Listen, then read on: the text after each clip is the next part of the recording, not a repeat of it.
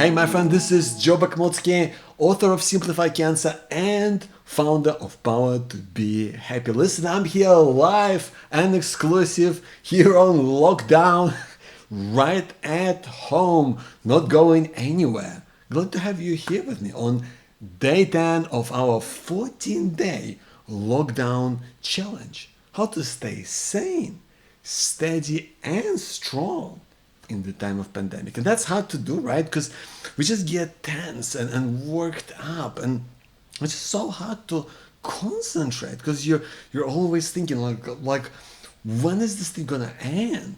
When can I just go back to like living my own life? When will things go back to normal and I'll be able to like get out of the house again and catch up with people again and do the things that I normally do?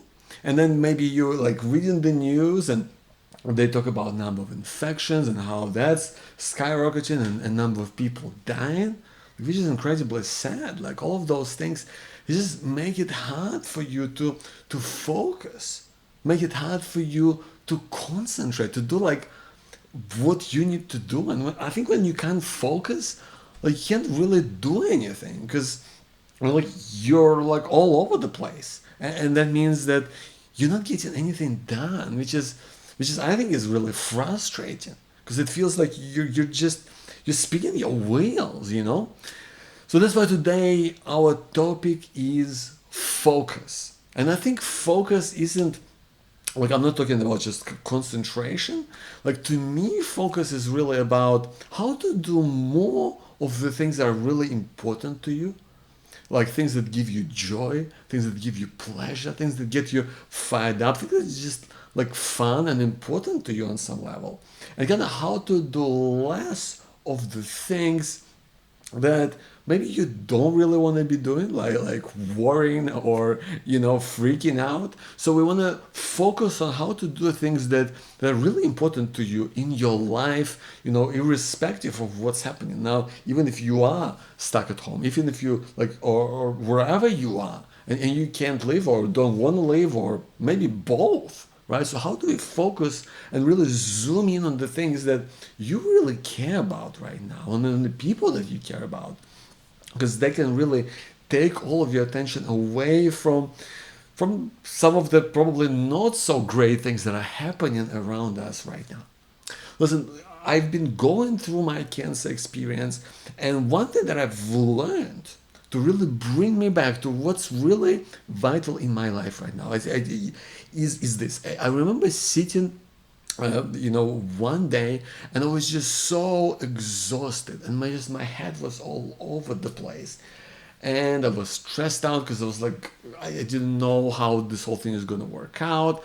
My cancer treatments happened, and I wasn't sure, like, is the cancer gone or is it going to come back? Does this mean that I'm going to die? Like, it was very confrontational, And one question that I've asked myself was, like, if this was my last day alive, what would I do right now?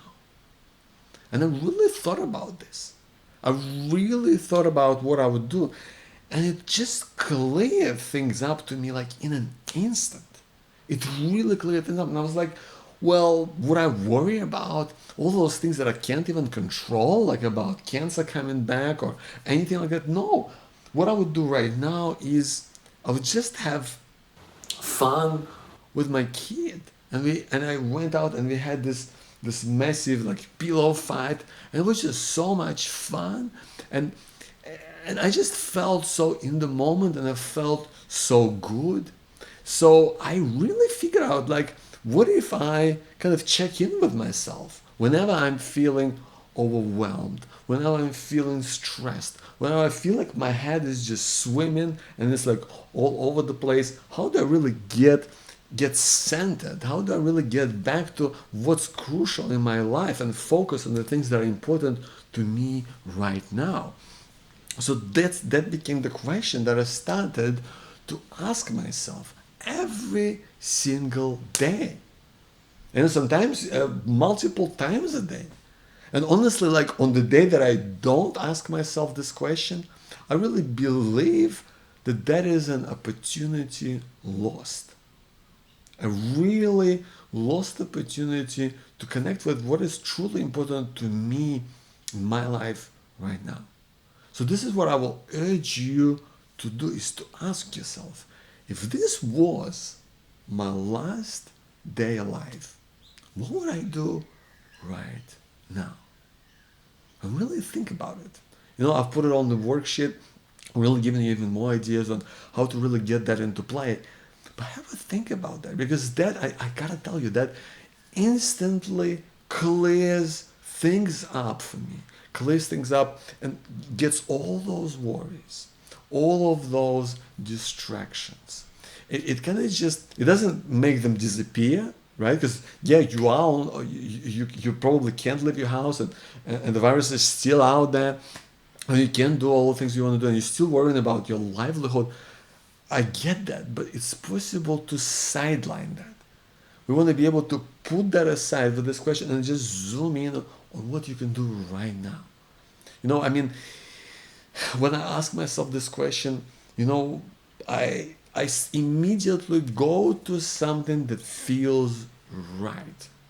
Whether that's going and doing a video like this one, or whether that's picking up a great book and sitting down and just getting myself lost in the book, or whether picking up my diary and just writing in that, or maybe it's picking up the phone and calling my mom or calling a friend or doing something, right? But it immediately brings you back, because no matter what's happening out there, no matter all the craziness, like, that's temporary, that is gonna go away. But when you start to really bring yourself back to the reality of what's important, right, that is what matters the most. Because with or without the pandemic, with or without the virus, our lives go on. Listen, you may not get the virus. Listen, your loved ones may not get the virus. And even if they do, hopefully we'll get through it as best we can. That's the only things we can hope for. But when we go through it together, as we are right now, I would really champion you for being here as part of this challenge. Really try to pick yourself up, just as all of us are doing. Picking yourself up, because that's what matters. That's what we can do, to focus on things that we can control, that are important to us right now, and focus on people that we truly care about, because that's what we can do. Because it's alone, my friend, it's alone that we suffer. But together we hope. My name is Joe Bakhmoutski. Thank you so much for being here. Please do the worksheet. As always, it's available below this video. Thank you for being here. I'll see you tomorrow.